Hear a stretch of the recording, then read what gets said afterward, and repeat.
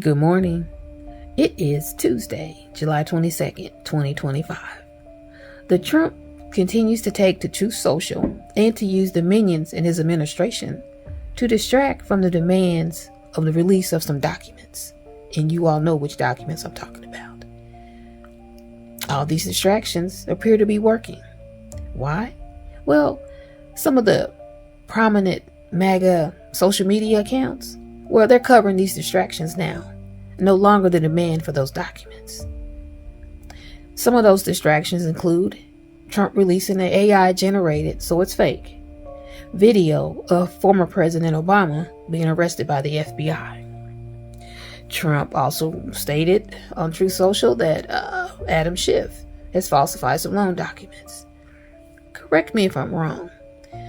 Wasn't the Trump accused of falsifying the values of some of his properties in order to secure bank loans a few years ago? If that's true, he really knows about falsifying loan documents, doesn't he? Just wondering. Y'all let me know in the comments if I'm right. Tulsi Gabbard, one of his minions in his administration. She's the director of intelligence. She released some files on Martin Luther King Jr. And paraphrasing the statement that came along with that release, well, America's been waiting 60 years for this information. My opinion on that, again, it's a distraction, and it's BS too. The majority of MAGA voters, MAGA supporters, are YTs who do not like black and brown people. So they don't give a rat's behind about MLK. Just another distraction. Now, files were also released on what they called James Comey's failed investigation into Hillary Clinton. All of this release of documents, well, it made Elizabeth Warren make a little quip. I can't quote her word for word. But what she basically said is, they're releasing all these documents. Are the documents next? Yeah, I kind of agree with her. You're releasing everything but what everybody wanted. Now, let's talk about the House. You see, the House, they pretty much come to a standstill. No votes on anything major, because there was calls for a vote to make these documents be released. Well, to get to that vote, the Rules Committee has to vote on anything that's going to come out before the entire House. Even they don't want to vote on that, so they're not going to vote on anything. So them jokers in the House are just sitting there counting the days, counting the hours, till they go on recess in August for 6 weeks. I bet you they're hoping that during that 6 weeks of recess, people will forget and they'll no longer want these documents. Heck, it's already happening because, again, the prominent MAGA social media accounts are on to something else. They're not talking about the documents anymore. So it's working, which is sad. If you like this content, follow me.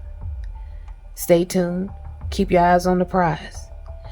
And I'm going to end this video a little differently than what I usually do. I'm going to say 6 words and I'll end the video. 1 conviction. 33 months. Breonna Taylor. It's Wednesday, July 23rd, 2025. Let's talk about the Trump administration, of course, but more specifically, the Labor Department. You see, they're trying to change and or get rid of 60 rules on worker safety. They've been doing this amid all these distractions. We haven't been keeping our eyes on the prize, which we have to do. I've said that in many prior videos.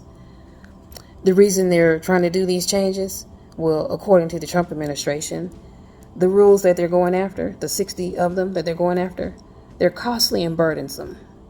Not to us, the employee, it's trying to protect us, but to our employer. Basically, you want to put more money in the employer's pocket and take it out of ours, the employee. And this is also trying to fulfill a Trump campaign promise to restore American prosperity via deregulation. Now, workers that are going to be affected the most as far as their safety, women and minorities, of course. Yeah. Let's start with home health care workers. Are you a home healthcare aid worker? Because there's 3.7 million of you here in America. Well, if the changes come through that Trump wants, that $7.25 minimum wage that some of you make, you won't make that. Your employer can pay less than that. And any overtime?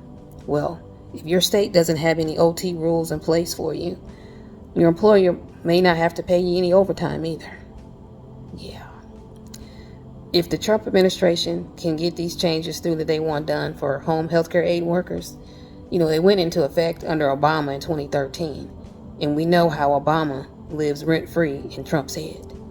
Well, if they get rid of these protections, the regulation framework for home healthcare aid workers are going to go back to the way they were in 1975. You heard me, 50 years ago. And again, who are predominantly the home healthcare aid workers in America? I'm not going to say it, 2, let's talk about migrant farm workers. And we know who predominantly are the migrant farm workers. Yeah, those poor individuals, many of whom are sitting in detention centers, alligator Alcatraz. Yeah, well, just last year under Biden, that's right, 2024, if you were a migrant farm worker and you held an H-2A visa, you were given additional rights. They're trying to take those away under the Trump. You see, one of the rules they want to get rid of is if you were riding in a employer-provided vehicle, they had to have seatbelts for you. They want to get rid of seatbelts. Pesky little seatbelts. And if you file a complaint, if you participate in an investigation, a hearing, or any kind of proceeding, you testify, anything like that, well, now your employer, if this rule change goes through, can come and retaliate against you. So if this rule goes through, hell, if there's any migrant farm workers left, you're not going to see anything, you're not going to know anything, you're not going to file a complaint. Because if you do, your employer could come after you. They could retaliate. And let's not forget, MAGAs, you kept saying you wanted to get rid of the illegal immigrants because they were taking your jobs. So a lot of them are gone, but I don't see any of you MAGAs out there on them farms doing that migrant farm worker work. What's going on with that? Now, let's talk about OSHA, Occupational Safety and Health Administration. A couple things with them. They want to rescind the requirement for adequate lighting at construction sites. So I guess you can work in a dimly lit area or hell no lighting at all on a construction site. That's safe, isn't it? It's real safe. Not. Another one under OSHA. Right now, OSHA can punish an employer for unsafe working conditions, even if there's no specific OSHA rule on the issue at hand. This is for inherently dangerous, risky professional activities. And this is primarily for professionals, athletes, let's see, what else? Entertainers, journalists, that sort of thing. And you're thinking, oh, that doesn't apply to me. I don't know anything about that. Do you like going to movies? Do you like seeing all those action movies? Them crazy stunts that they're doing? Think about the stunt workers. They get rid of that rule. They can do whatever they want to as far as crazy, dangerous, risky activities. OSHA can't do anything about it. They can't come in and say, wait a minute now, that's too dangerous. We're going to punish you. Yeah. Last one I'll talk about is mine safety, because we all know some mine workers, right? Or I'm pretty sure a lot of us do. Can't say all. Now, we have Mine Safety and Health Administration, MSHA. Right now, they require mine employers to provide plans on ventilation in the mines and how they're going to prevent roof collapses in the mines. They want to get rid of that. They don't care about the ventilation in the mine. They don't care about if the companies has a plan to prevent a roof collapse. They just want workers to get down in there, do all that dirty, dangerous work. F your safety. Just do the work. Make that money for that mine company. Now, again, they're trying to propose changes and or to get rid of 60, that's 60 rules, the Labor Department that is. I just talked about 5. It's not going to be automatic. There's going to be different hoops and measures to go through for each rule to pass, including a comment period. But we got to keep our eyes on the prize. We got to stay vigilant. We got to be aware of what's going on. So many distractions going on, and I know that. And that's what they're trying to do, the Trump administration. Distract you. And then they're going to sneak in these 60 rules and regulation changes.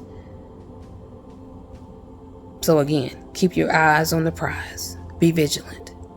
Stay safe. It's Thursday, July 24th, 2025. And big news on those documents. You know which ones I'm talking about. In the House Oversight Committee has voted to subpoena those documents from the Department of Justice. This is in defiance of House Speaker Mike Johnson, his attempt to shut it all down and send House representatives home early for their 6-week recess. Even though Johnson stated he supports transparency, he just wants to give the Trump administration the chance to release the grand jury documents. Well, I think during these 6 weeks recess, there's going to be a lot of distractions coming out from the Trump and his administration. So keep your eyes on the prize. Stay vigilant. You know, they want us to be distracted and stop asking for the release of these documents. Keep it on, keep the pressure on. Now, what's interesting about that grand jury? Well, yes, the Department of Justice did go to the Florida grand jury and ask for release of those documents. The judge there, Robin Rosenberg, she denied the DOJ's request. She stated her hands were tied. The DOJ asked for release of these grand jury documents due to extensive public interest.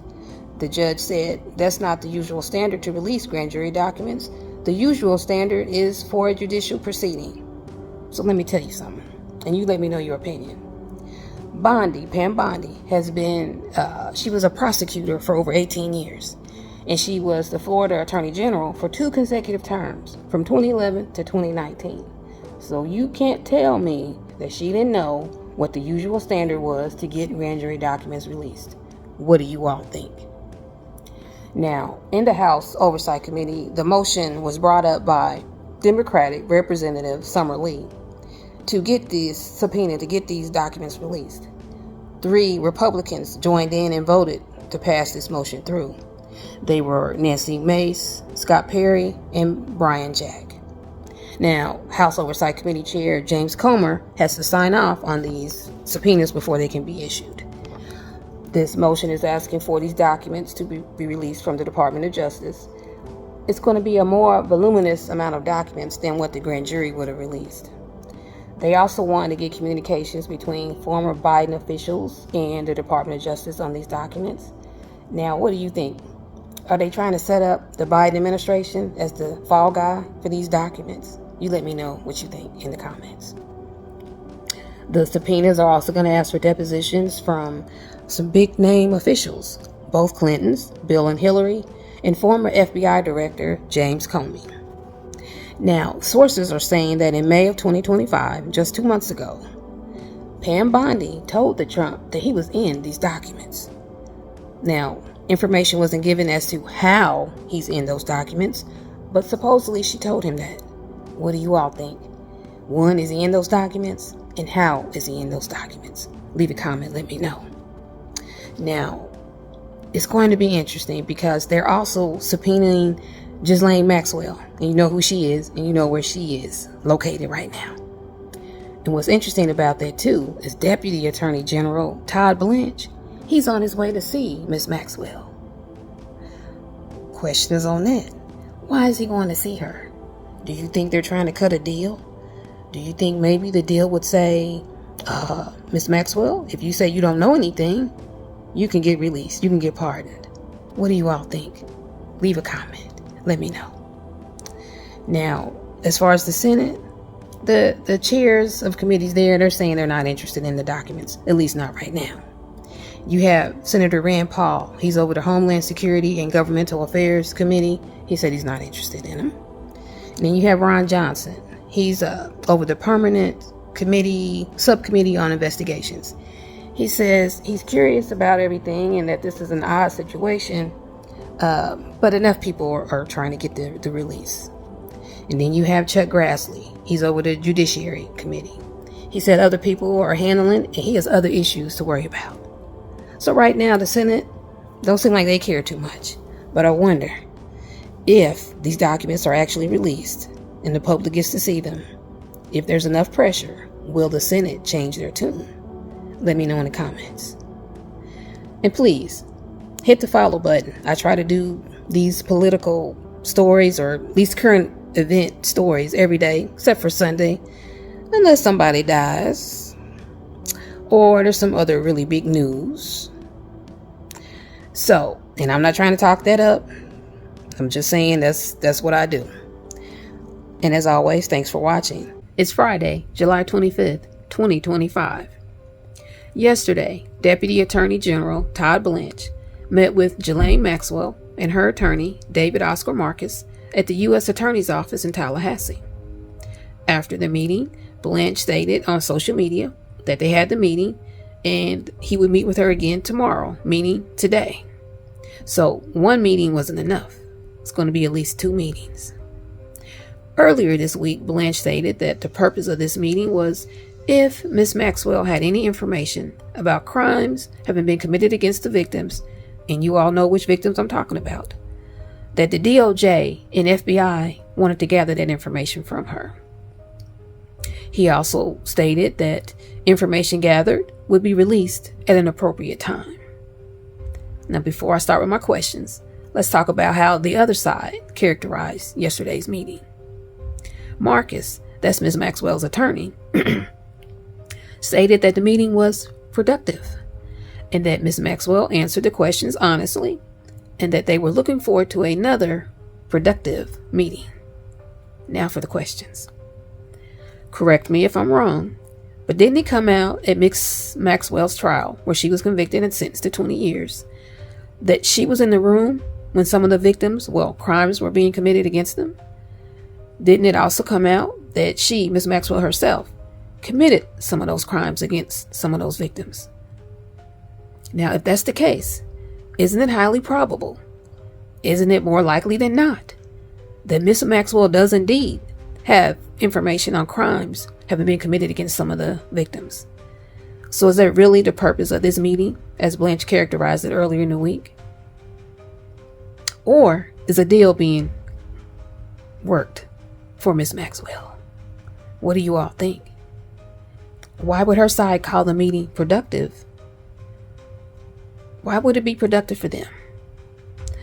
And I know some people will say, some Trump supporters will say, well, it's being productive for her because she's getting something out of it. She gets to get out of prison for a day or two. She's going to the U.S. Attorney's Office. Is that usually enough for someone who's convicted? A change of scenery? That's all you want? That's all they want? You let me know in the comments.